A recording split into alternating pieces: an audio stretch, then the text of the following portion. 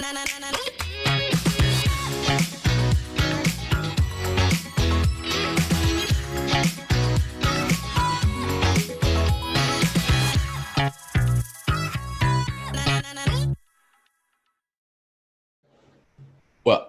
Mike, what, come, I, yeah, I'm trying to recreate Friday's show Oh for God, those who why would missed you it. do that?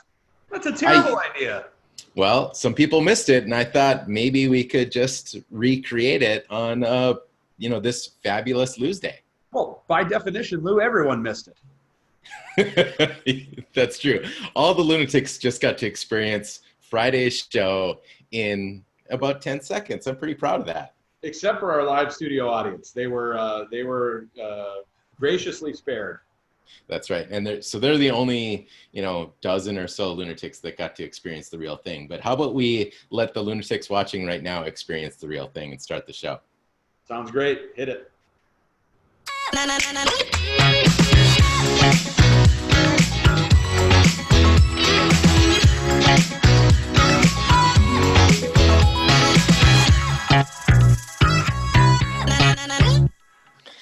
Welcome to hotlou Happy Hour. I am your host, Louis Abramowski, or somewhat offensively known as hotlou.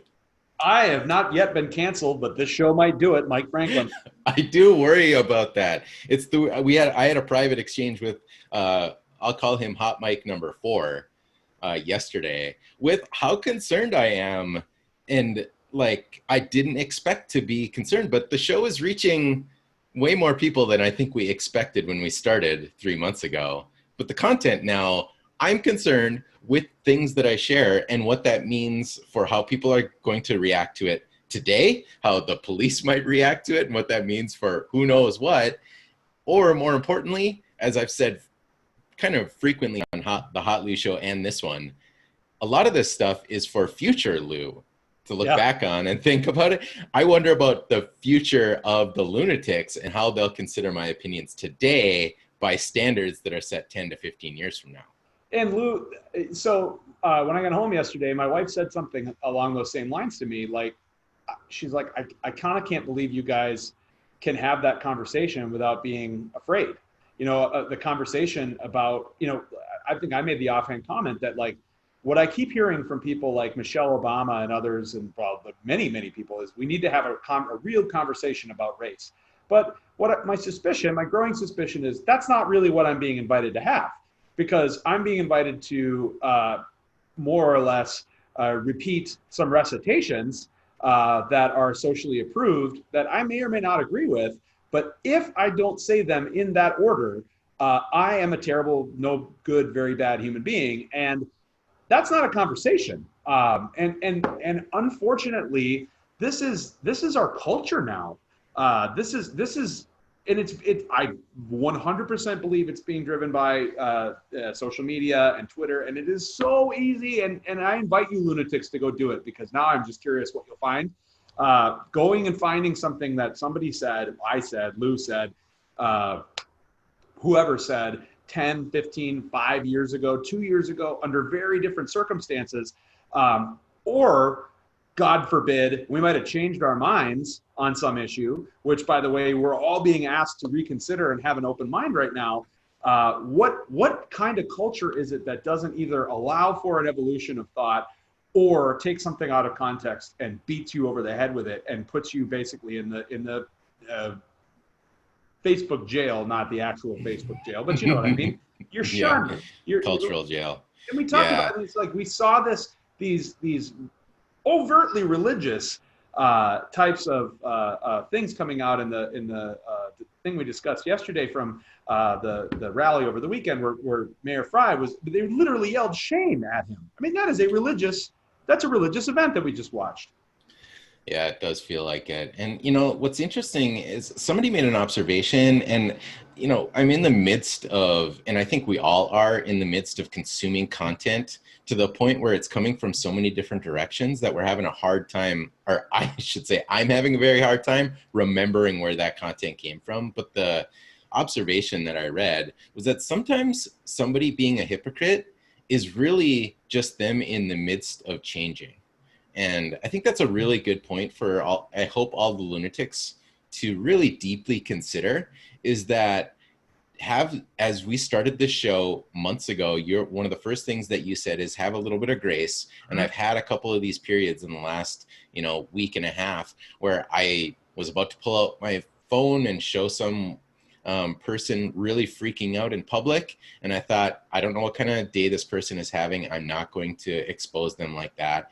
And people who are having really strong opinions, I'm trying not to take them too seriously. But to your point about like finding old posts, I have one that I wanted to share. Maybe seems like a really good transition into sharing it here. So I'm gonna share my screen here and read this post that I had from 2013 that I think is a little bit relevant to the conversation that we're having today, but I'm gonna read the whole thing here. But September 16th, 2003, or 2013, and it's worth noting in the context here that there was some really bad news event that happened either the day of or the day before. And I have in the past looked up what that event was, and I still don't know what it was, which is really telling about the context here. But call me foolish, call me an optimist, call me foolishly optimistic. Go ahead, I've been called worse. Yes, on a day when the leading headline is horrifically tragic, maybe it's ill-timed to say so, but things are generally really good. Like, really, really good. The next generation is not stupid or fucked. Our grandparents said the same thing about our parents and our parents about us. But here we are buying iPhones, recording TV shows on our DVRs. That's pretty telling too. And buying spinning rims for our gold jet skis. Hat tip to Bo Burnham for that joke. And though it's not cheap or free, most of us can get what we need if we do get sick. Oh, and if you do have your health, don't take it for granted, because when you don't have it, you have nothing. Even when we read reports of our education system, our healthcare, our economy falling behind other nations, with just a look around, we tend to find so much evidence to the contrary. Just a couple years ago, during our terrible recession, I stopped by the mall on a weekend in December to pick up a gift, and it took me 30 minutes to find a place to park. Where would I have parked in a good economy? Something innate in our culture plainly insists upon producing another more amazing invention, idea, or pursuit each and every day. Just asking who will be the next Steve Jobs is preposterous when, in just the last 15 years, Elon Musk has created a virtually universal online payment system, is legitimizing electric auto manufacturing, and has privatized space vehicles, not to mention his little moonlighting initiatives with Solar City and Hyperloop, which I think is relatively prescient given where Elon Musk is now culturally, right? And then there's Jack Dorsey, Mark Zuckerberg, Jeff Bezos, and some eighth grader we don't know about for the next 13 years. No, sorry, the next Steve Jobs is not Kanye West, who famously at the time, I think said he was the next Steve Jobs. But so I hope you'll take a minute today to drown out Chicken Little with a dose of gratitude in how good we've got it in many ways. That's something I'm doing today. Now, the reason I wanted to share that as we talk about cancel culture here is that I think there's this weird innate thing within humans that we really want to try to, I don't know what I mean by try, but I think in some ways we want to seek some conflict and some hard thing to overcome. And as things get better and better, and honestly, it sounds a little tone deaf to say this, but we are living in the most peaceful time in, I think, recorded history in terms of war and violence and a bunch of other kind of components to humanity. But that leaves us in a spot where I think searching for things to overcome can amplify what are, somewhat minor things into larger things, and we feel like we're overcoming them. And I'm not talking about what's happening with George Floyd. I'm talking about the very tiny, minuscule little things that get people's, Facebook news networks canceled, or their article canceled, or them fired because of something, very trivial. And in I think just the last couple of days, you sent me an article that I didn't get to read the full thing from, but let's talk about Jake Fromm. I don't know if you saw Jake Fromm's text messages from the last couple of days, but No, he had something. Who's Jake Fromm? From State Farm. Jake? No, I'm just kidding. Oh. there's a quarterback that was taken. If you went all that way to set me up for that, No. I was going to give you all the props. No, Jake Fromm was a quarterback that was taken, I think, in the 6th round by the Buffalo Bills, and now is going to be trying to make either a 3rd string or 2nd string quarterback on the Buffalo Bills. And there's kind of a famously, State Farm had sponsored one of the games that was being broadcast he was in, and it said Jake Fromm State Farm underneath it. Okay. But what happened recently is some text messages surfaced that he was in a private group talking about Second Amendment stuff. And I should pull it up, and maybe when I've got a break here, I'll pull it up and we'll share. But effectively, he said something along the lines of, let's just make sure that guns only end up in the hands of elite white people. And it was offensive. But on the spectrum of dropping... He said, let's make sure guns don't only end up in the hands of... The opposite. He said, let's make sure. Like, that is utterly uncontroversial, but I can understand that, like, yes, if he said, let's make sure that guns are only in the hands of white elites, then yeah, that you don't, that's a terrible opinion. Yeah. So I'm going to try to pull this up as I'm talking about it too. So I can share the... Give me access, because I got a bunch to share today. Oh, I swear I totally gave you access. Try it again. Yeah, I just was assuming you hadn't, because you're speaking of cancel culture, I'm canceling on the show every day. Yeah. So anyway, on the spectrum, and we'll share after I pull this up, but on the spectrum of like canceling, because now people are already saying there's no way Jake Fromm is going to be able to make the Buffalo Bills roster. So this could cost him hundreds of thousands of dollars, if not millions of dollars. But it's not like he started dropping a bunch of N-words. Yeah. It was offensive.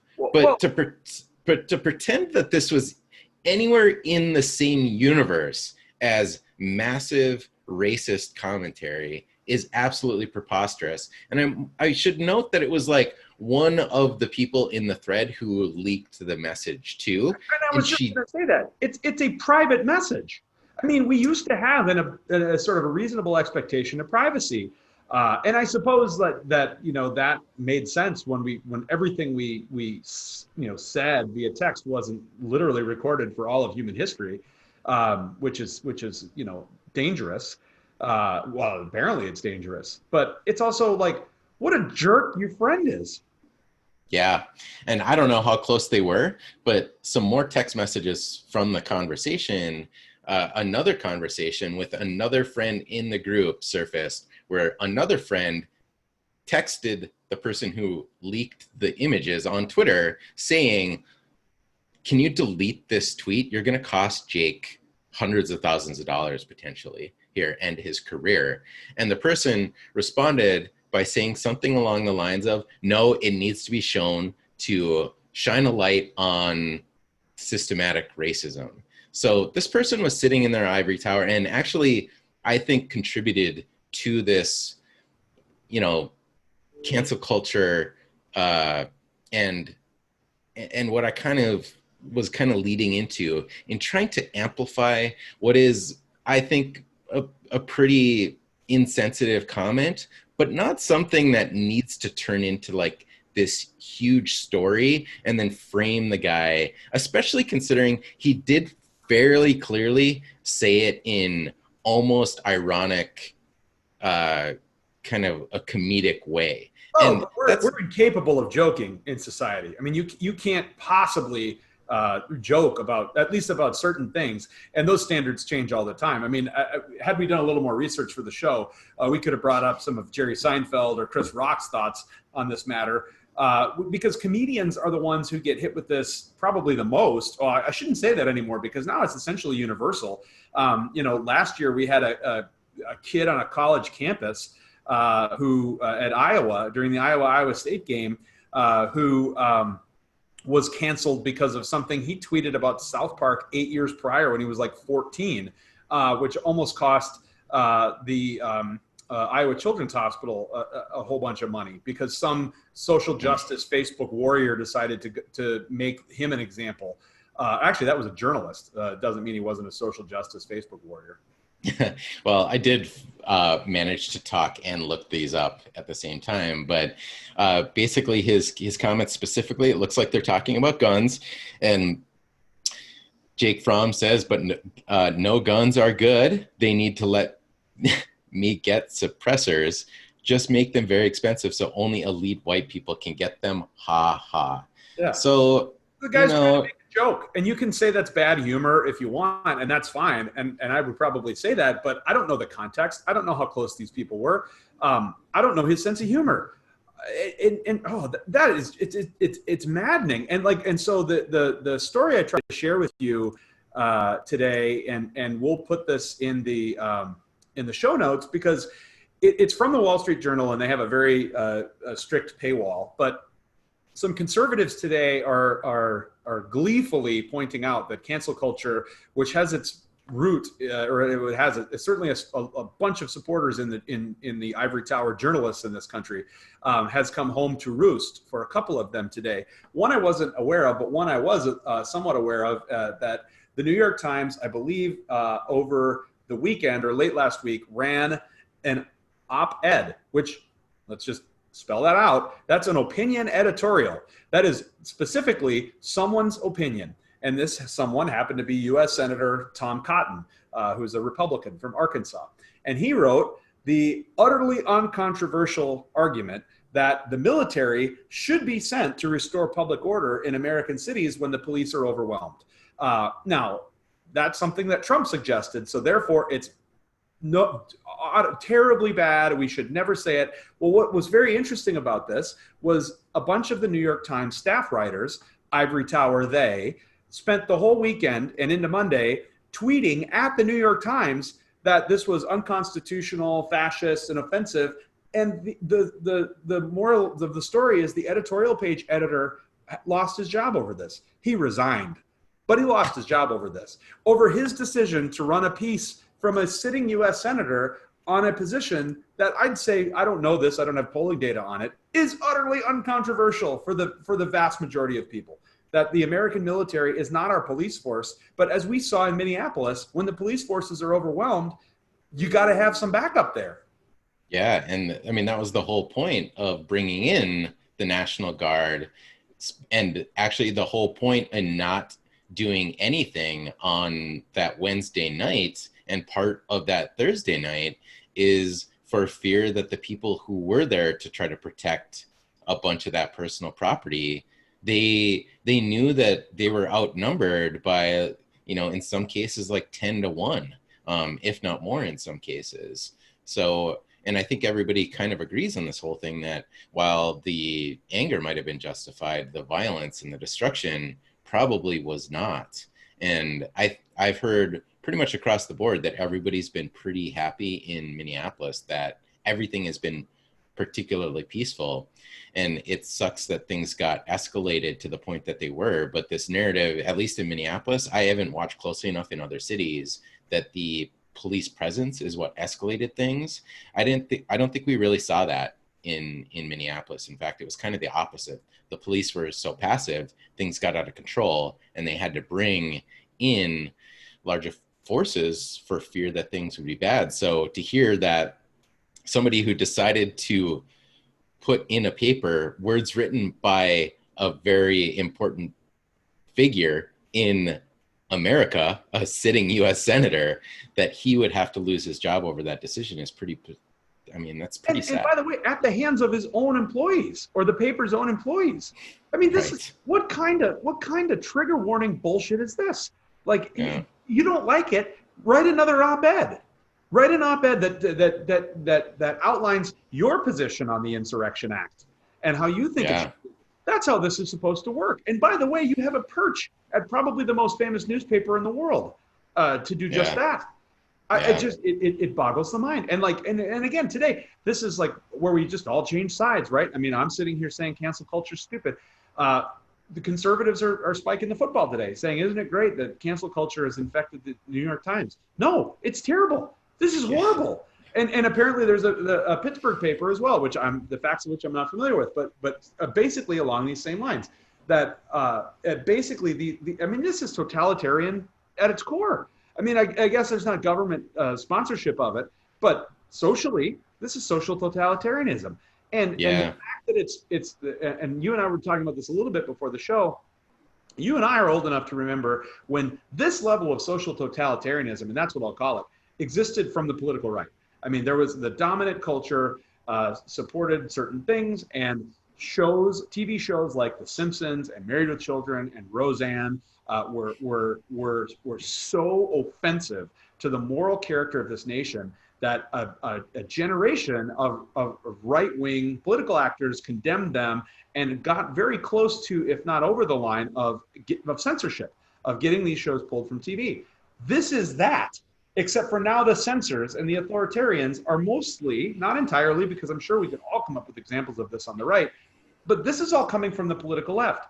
And totalitarianism and authoritarianism is wrong.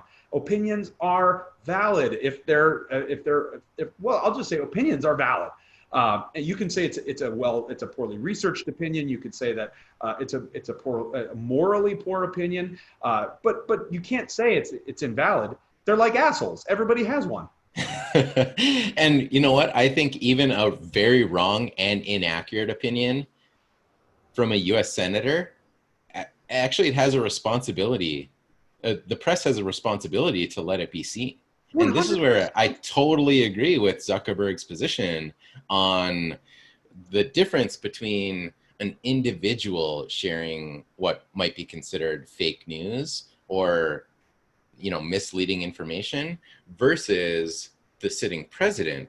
When the sitting president attempts to mislead the people, I think it's very important that the people become aware of that.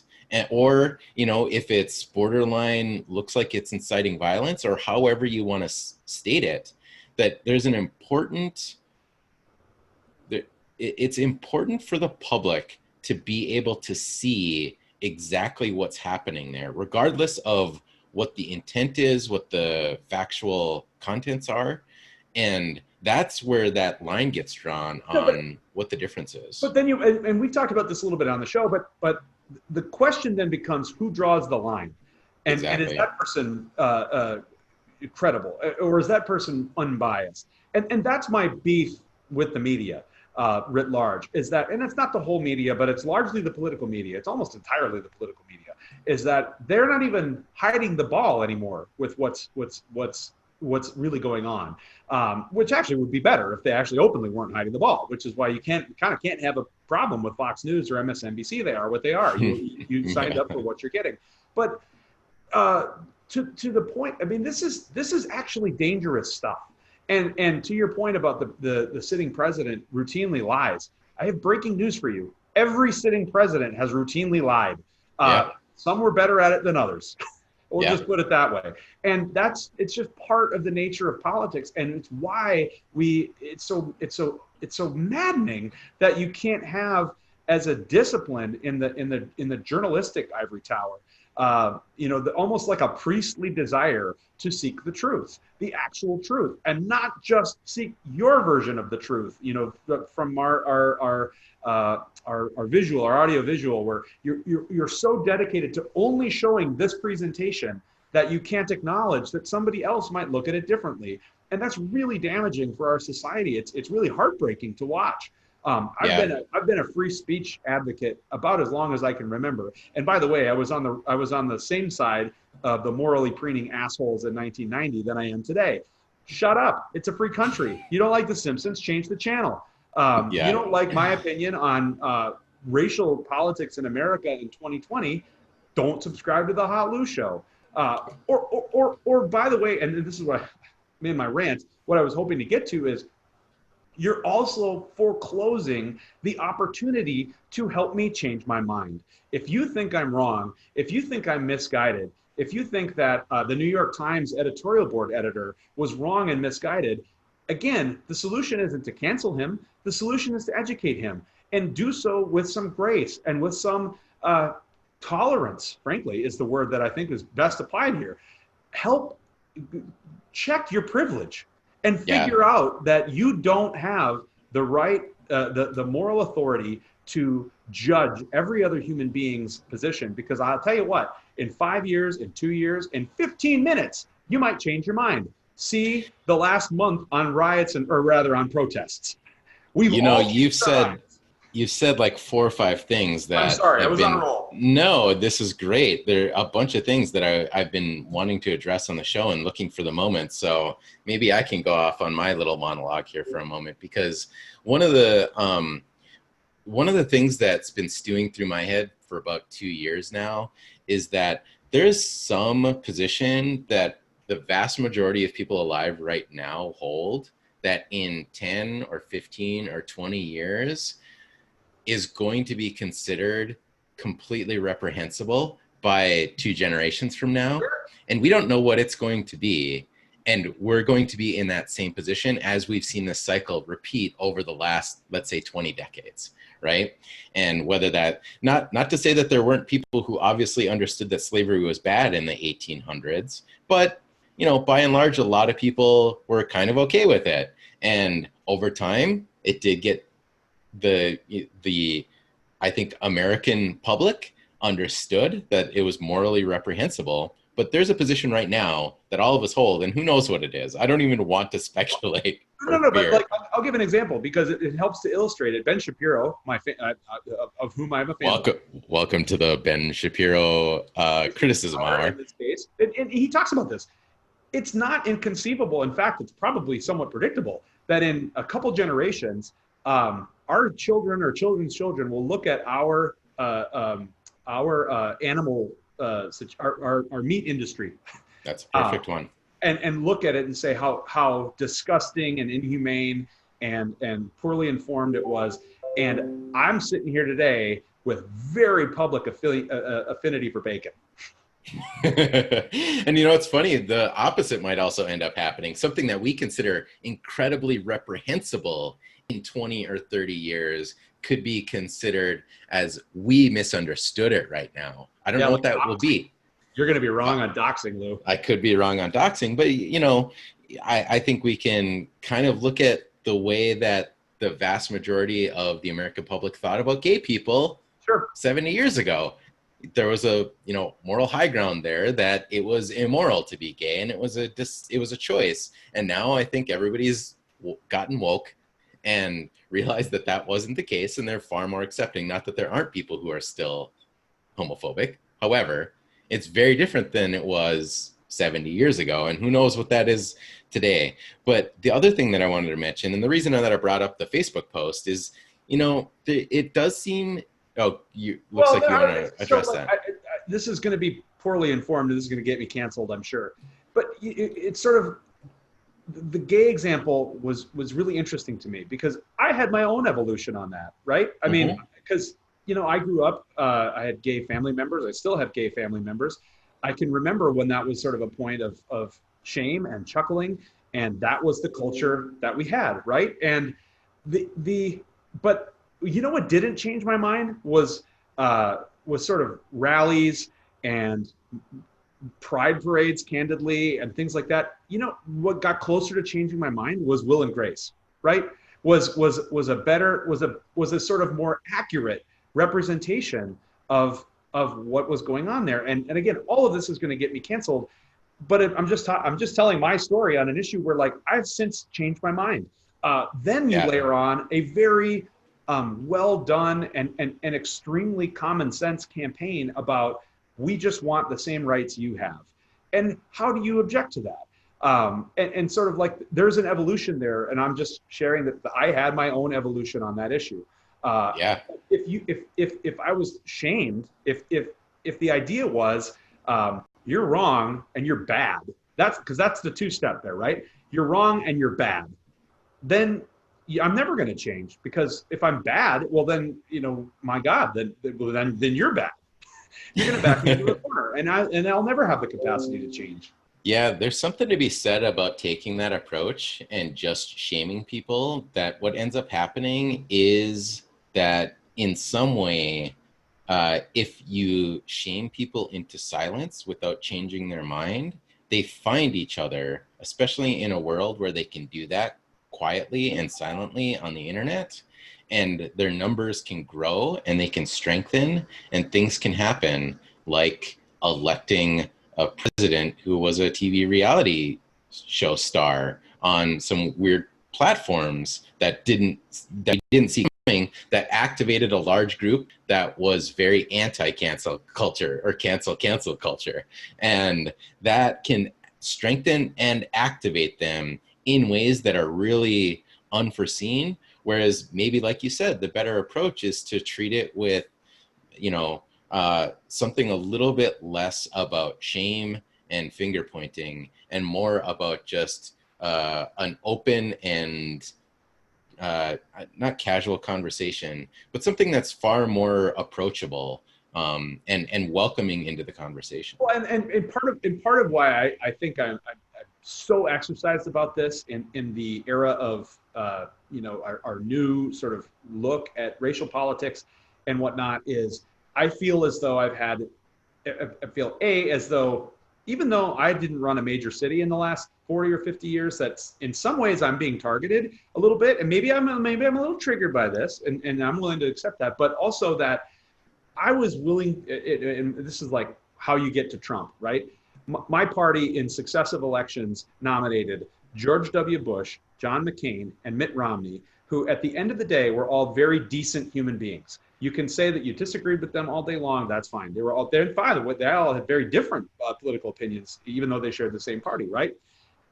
I am old enough to remember the 2012 election when the current Democratic nominee openly said that Mitt Romney wants blacks to be back in chains. Okay. Mitt Romney, who has a black granddaughter, wants blacks to be back in chains. He openly said that on the campaign trail and faced basically no pushback for it. Except for from the right. You want to figure out how you wind up with Donald Trump? I mean, make the most milquetoast generation of American. By the way, before that, it was Bob Dole and George H.W. Bush. You can go back. The most milquetoast, run-of-the-mill, basically cut from central casting politicians into Satan. You know, we had riots and protests back in 2004 about the Iraq War, where George W. Bush was compared to Hitler.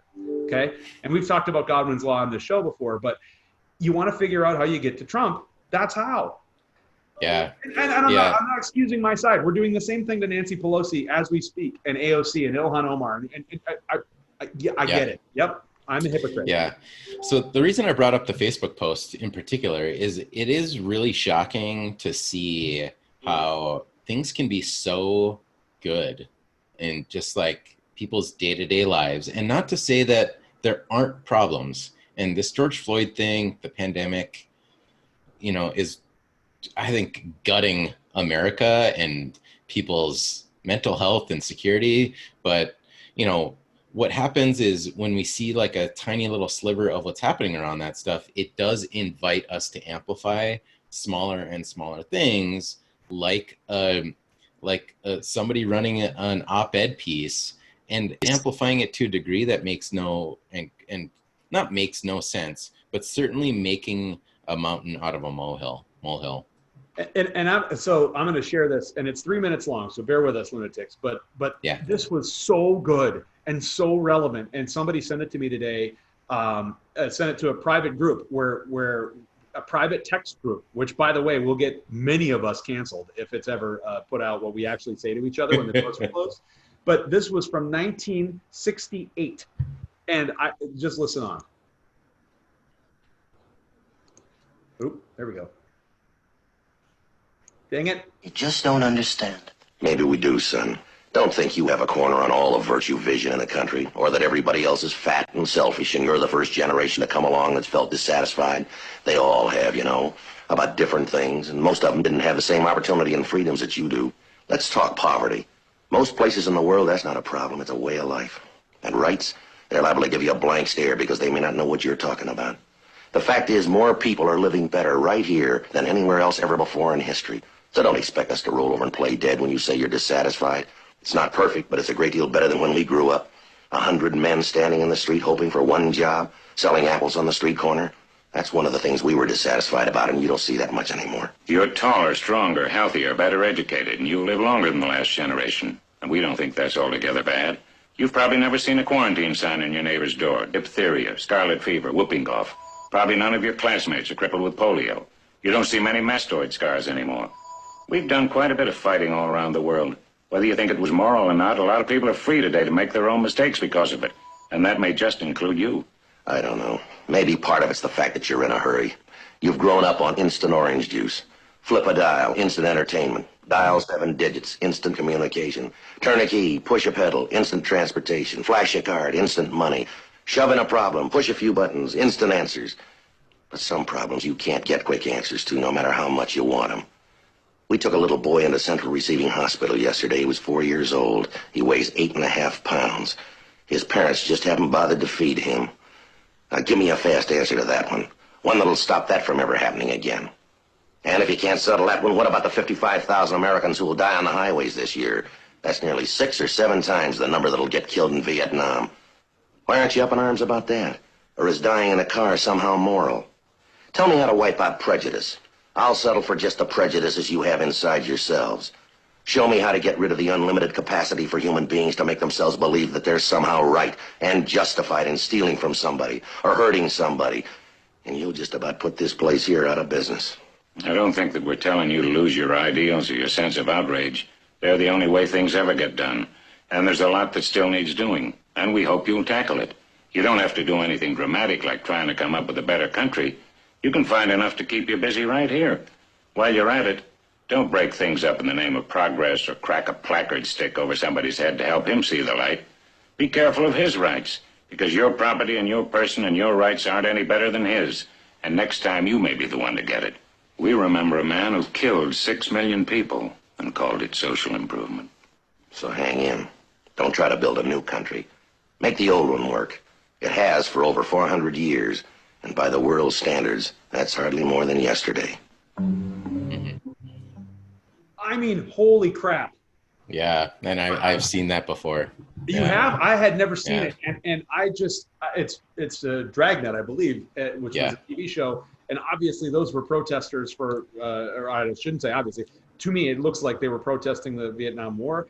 To me, Joe Friday and whatever Harry Blake's other guy character was, another guy. It's just like, that is, a couple things. Like, one, how relevant is that? The only thing they get wrong is the quarantine, right? That's a good point. Yeah.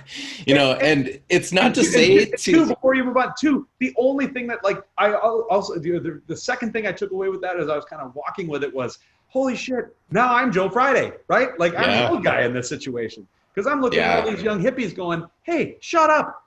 You don't know how good you have it. And if you think you're woke right now, 25, 30 years from now, there will be a younger generation telling you how not woke you are. Right. But, and, you know, and this is not to say that there isn't opportunities for improvement, but it is funny as we kind of seek out these conflicts to overcome that we put the same amplitude on these conflicts as a dictator killing 6 million Jews, you know, and, you know, trying to put some sort of moral equivalency against something like that.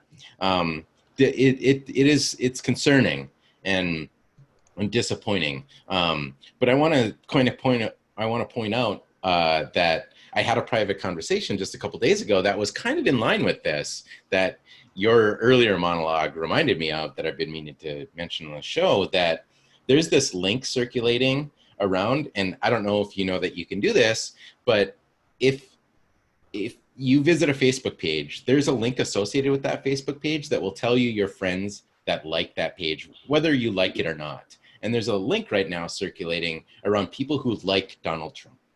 And I got a private message from somebody that I've known for years, and the message, maybe I'll try to pull it up here as we talk, but the message more or less said, look, this, just so you know, this link is circulating all around, and I happen to notice that you like Donald Trump on Facebook, and it seems to be inconsistent with what I know about you.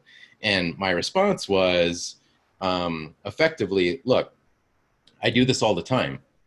I try to follow actually the things that I kind of disagree with to better understand the other side so that I can really have the conversations around understanding what their position is and to also challenge my own feelings on this whole thing.